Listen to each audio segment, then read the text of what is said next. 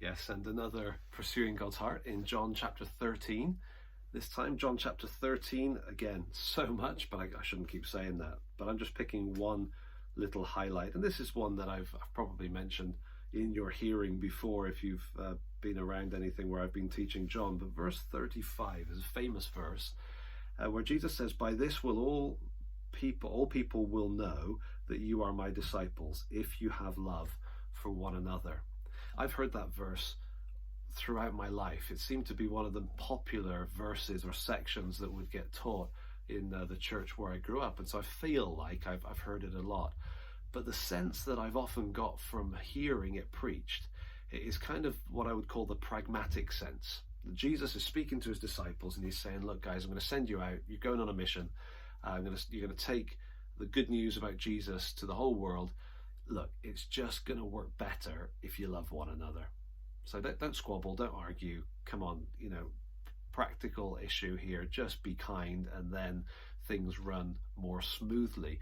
And that's certainly true, but I don't think that's the sense of why Jesus said it. This doesn't strike me at this moment in John's Gospel as being just a sort of mere pragmatic suggestion. No, I think it goes much deeper than that.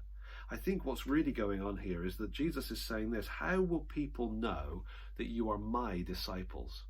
Remember, disciples are like apprentices, followers, more than students. They're being mentored by, they're attached to, their life is intimately connected with. And so the disciple becomes like his master, right? That's kind of the principle of how it works. Your life is attached to the master, and so over time you come to reflect the rabbi. There's 2 R's for us. And so here Jesus is saying, okay, how are people going to know that you're not anyone else's disciples, but you're my disciples? What's going to be the distinguishing mark and characteristic? Well, what's the distinguishing mark and characteristic of Jesus? All the way through John's Gospel, he's speaking of his relationship with the Father, and it's coming through as incredibly selfless, incredibly loving. And so how will people know that we're his disciples? Well, when we show it. When we show not just that we're his disciples, but that we're his disciples, that we're reflecting his character. That is, that we're selflessly loving one another.